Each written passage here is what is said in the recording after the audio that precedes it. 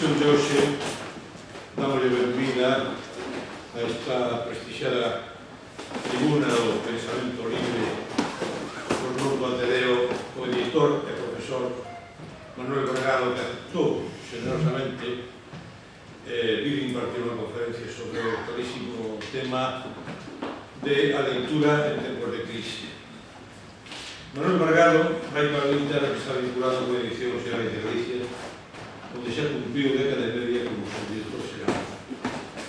Eu creo que foi alá por ano 97, foi cando conducín a Vergado, xa era el director de edicións xerais. Despois dunha etapa da editorial na que eu percibo tres períodos. Un que foi o inicial, o fundacional, o período de aclimatación dentro de un panorama moi limitado de editoriais. Foi un tempo de certa definición galeguista e de preocupación pola cultura do país. Despois pasou un tempo xa un pouco máis curioso, máis aberto, de posición así social festiva, en que hubo menos, quizá menos traballo editorial, pero hubo unha proyección na sociedade. A este seguiu outro período en que xa de un carácter máis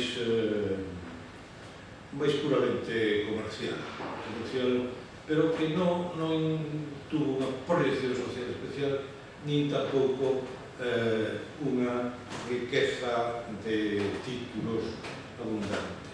A estes períodos é cando se incorpora, me parece que foi no ano 96, Manuel Vergado, e que, resumido, esos tres períodos recollendo e engadiu xunto, foi o da, digamos, o da tecnificación, o do conocimento do mundo do libro, o do conocimento do que un editorial nun país europeo debía empezar a proyectar. A partir dese momento, Edicións Xerais toma un cariz xa dunha gran actividade.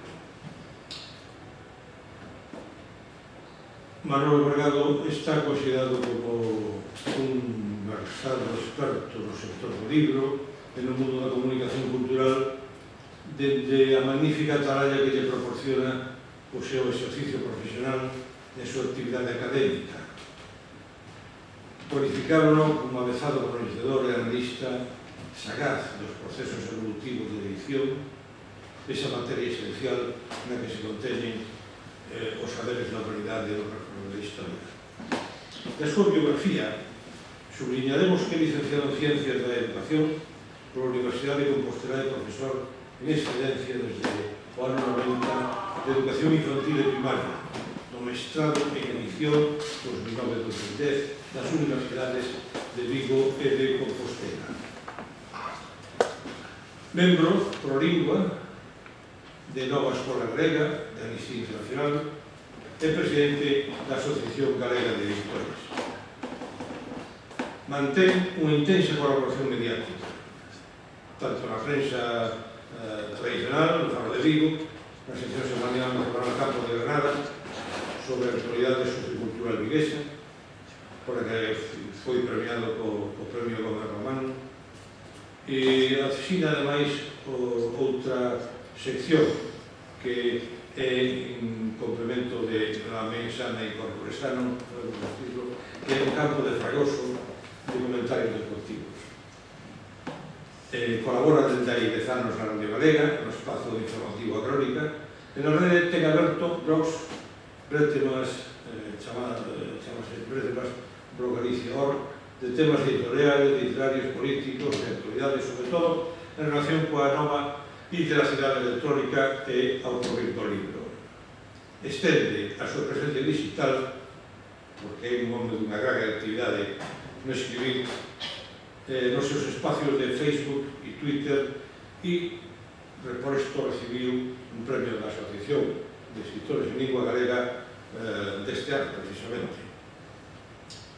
Finalmente, Quero recordar que hai apenas unhos días que Manuel Bragado escribía no seu blog de Brétemas, de Diáfanas de Brétemas, valga Antoniña, semella que hoxe a coincidencia da crise económica ou do modelo de edición cultural e do tránsito entre os paradigmas analóxico e digital sitúan ao sector do libro nunha situación decisiva de mudanza inevitable e profunda que debemos ser capaces de transformar en oportunidade.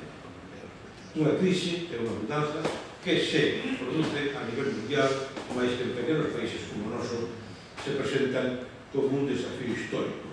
Sobre estas cuestiones vai falarnos agora Manolo Bragado. Ok. Muchísimas gracias, Salvador. Non lle fagades moito caso, apenas un editor con unha vontade de educar indudable, eso polo menos sempre foi a miña intención. Eu quero expresar a miña gratitude os membros do Ateneo de Santiago de convidarme a este saladoiro, de poder intervirmos e conversar alrededor da lectura,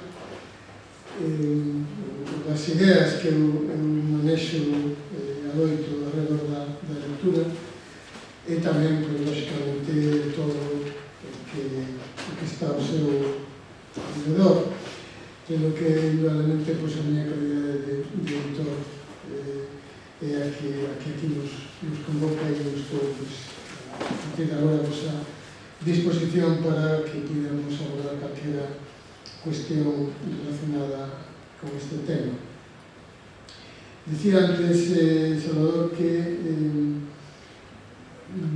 no blog hai poucos días volvimos a asistir unha idea que a mí me parece fundamental, que é a idea de que vivimos un momento de tránsito.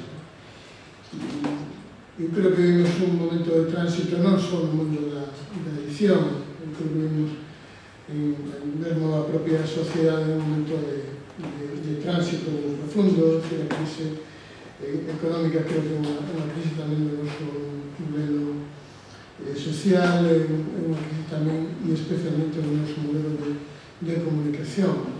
E nese sentido, calquer período de crise, de mudanza, pues crea incertezas, medos, mas tamén crea posibilidades profundas de transformación. E eu creo que ese é un pouco o ámbito no que estamos.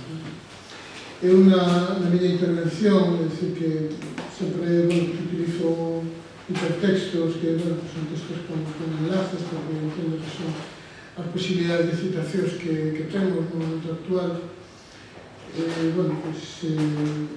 Vou a tratar de abordar catro ideas, é dicir, posiblemente en todo o que vai a contar está aí resumido no que podedes ver. Indudablemente, a primeira idea é de que a humanidade, e sobre todo a humanidade que vive nesta parte do planeta que podemos chamar o primeiro mundo, que é a que está máis comunicada, pois está vivindo un cambio profundo do seu modelo de comunicación que ata agora estaba baseado nos soportes impresos cara a un modelo de comunicación cultural que vai estar baseado na comunicación digital. Eu creo que esta é a primeira tese que defendo, non é unha tese moi original, eu creo que é unha tese que non argumentaremos que é bastante común.